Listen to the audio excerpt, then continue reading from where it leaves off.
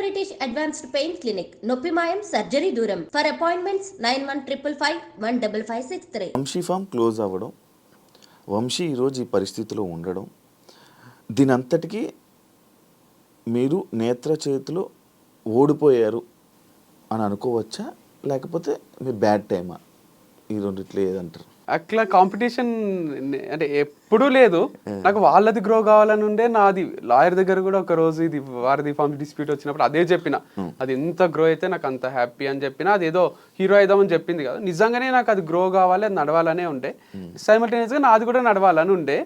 అంత మందికి సప్లై చేసే అంత హనీ కూడా మన దగ్గర లేదు. యాక్చువల్గా వాళ్ళకు మన కాంపిటీషన్ ఎందుకు లేదు అంటే, ఎప్పుడు వస్తుంది కాంపిటీషన్? మన దగ్గర కొని వాళ్ళ దగ్గర కొనుక్కుంటే, వాళ్ళ దగ్గర కొని మన దగ్గర వాళ్ళ దగ్గర కొంటే కూడా ఇంకా హనీ సప్లై చేయాలంటే ఇంకొక వంశీ ఫార్మ్స్, వారధి ఫార్మ్స్ కాకుండా ఇంకొక కిరణ్ ఫార్మ్స్, శివ ఫార్మ్స్ అని స్టార్ట్ చేస్తే కూడా మనం అన్ని సప్లై చేయగలుగుతాం. కొన్ని కూరగాయలు ఉన్నాయి, కొంచెం హనీ ఉంది దీంట్లో. కాబట్టి అసలు మాకు మధ్యలో కాంపిటీషన్ లేదు. ఇది ఓడిపోయినట్టు కాదు, లైఫ్ ఇక్కడికి అయిపోదు.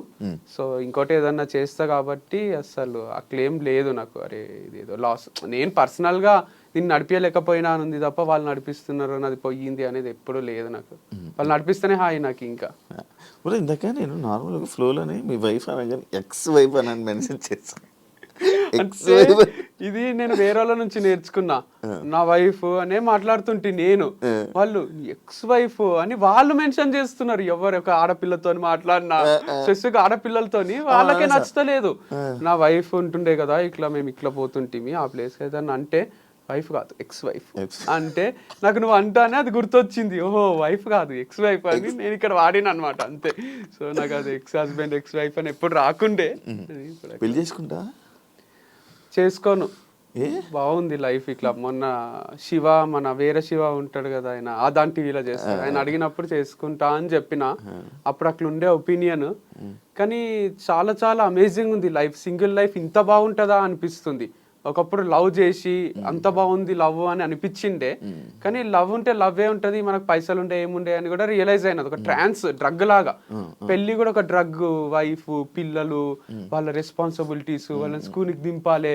ఆ టైంలో మనకు ఒక్కొక్కసారి ఈవినింగ్ ఫ్రెండ్స్ వస్తారు, రావరా మామ పార్టీ చేసుకుందాం, క్రికెట్ ఆడదాం అంటే వైఫ్ ఇట్లా చూస్తుంది, ఏడిపోతావు రా, పోయి స్కూల్లో దింపుపో పిల్లల్ని, లేదా తీసుకురాపో అన్నట్టు చూస్తుంది. అది మన రెస్పాన్సిబిలిటీ అయిపోతుంది. చిల్గా ఫ్రీగా అందరు సింగిల్స్ ఇట్లెందుకు ఎంజాయ్ చేస్తుండ్రు పబ్బులల్లా, బార్లల్లా, ఆడా ఈడ అనేది ఇప్పుడు రియలైజ్ అవుతున్నా నేను. ఇంత బాగుంటుంది ఆ సింగిల్ లైఫ్ అని. సో నేను ఎవరికైనా అడ్వైజ్ చేయాలన్నా అదే ఇస్తా, పెళ్లి చేసుకోకండి. ఇక మనకు సపోర్టింగ్ వైఫ్, నువ్వు ఎక్కడికన్నా పో, నువ్వు గోవా పో, ఒక 10 రోజులు ఉండు, ఇక్కడ నేను ఇంటిని మేనేజ్ చేస్తా, నువ్వు ఎంజాయ్ చెయ్యు, అదే నాకు కావాలి, నీ ఆనందమే నాకు ముఖ్యము అనే వైఫ్ దొరికితే చేసుకుంటే తప్ప, నన్ను ఇడిచిపెట్టి ఒక్క నువ్వు గోవాకు పోతావా, ఇంటికి రా నీకు ఉంటది అని తలుపులేసేసే వైఫ్ ఉంటే వేస్ట్. సో అట్లా వైఫ్స్ లేరు కాబట్టి వైఫ్ లేకపోవడమే బెటర్. కరెక్టా? 100% కరెక్ట్. ఎందుకంటే ఎక్స్ప్లోర్ చేస్తున్నా లైఫ్ని. ఎక్కడ ఏ యాంగిల్లో ఆలోచించినా క్రికెట్ ఆడుతున్నా, వైఫ్ ఉంటే ఆడలేను. ఎప్పుడన్నా బార్కో పబ్కో పోబుద్ది అయితే పోవచ్చు. వైఫ్ ఉంటే ఇంకేం చేస్తుందో ఏందో అని మెసేజో కాలో ఉంటుంది, మైండ్ పనిచేయదు. ఒక్క పెగ్గు తాగేది 4 తాగేస్తాం, ఇక్కడ ఒక్క పెగ్గుకే 4 పెగ్గులంతా ఎక్కుతుంది. సో వైఫ్ లేకపోవడం అనేది ఒక గ్రేట్ ఆపర్చునిటీ మనుషులకు. సో చేసుకోకండి. వాళ్ళకు కూడా హస్బెండ్ లేకపోవడం చాలా ఆపర్చునిటీ. ఎందుకంటే వాళ్ళకి ఏదో సీరియల్ ఏదో చూడాలని ఉంటుంది, ఆమ్లెట్ వేసుకొని రాపో, ఎందుకు ఊరికే కూర్చున్నది ఇంట్లో అంటారు.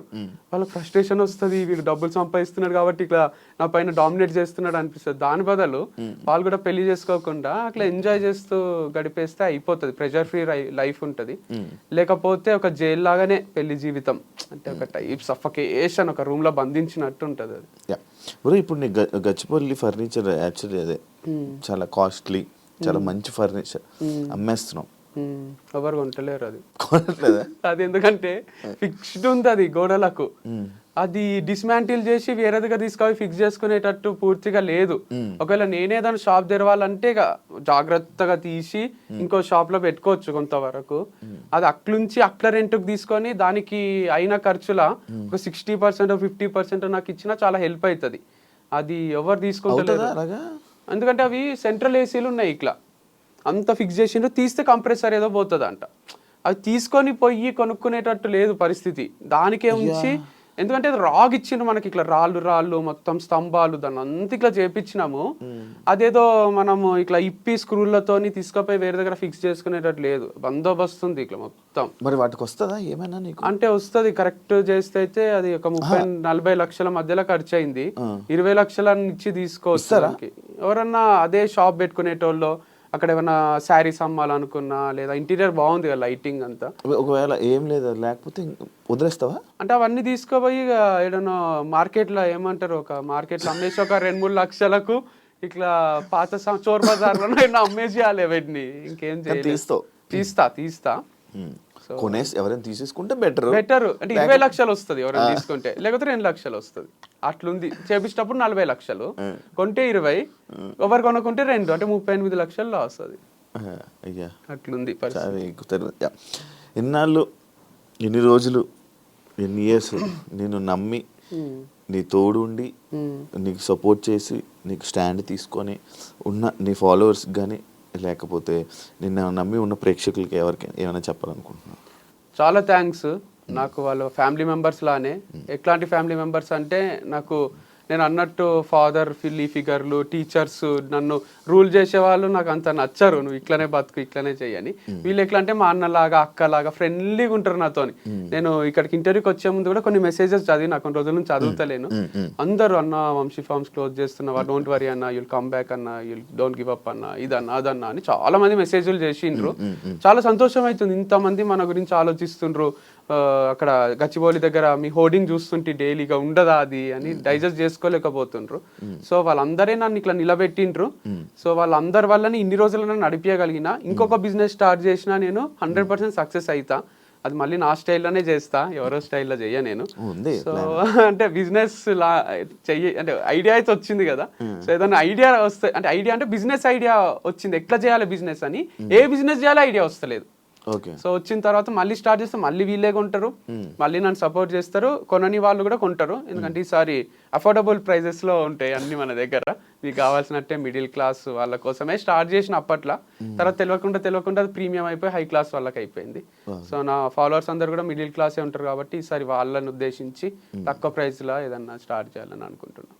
Good, super bro. Thank you so much. Thank you Shiva. Thank you so much. And ఇంకా నువ్వు ఏదైతే మరిచి చేయాలనుకుంటున్నావు మంచి సక్సెస్ అవ్వాలని, నీ గురించి ఇంకా ఆడియన్స్ తెలిసి నీ గురించి తెలుసుకొని ఆ నెగిటివిటీ పోతుందని అనుకుంటున్నా, పోవాలని కోరుకుంటున్నా. ఇంటర్వ్యూ ఇచ్చినందుకు thank you so much. Thank you so much for inviting. All the best నీకు ఫర్దర్.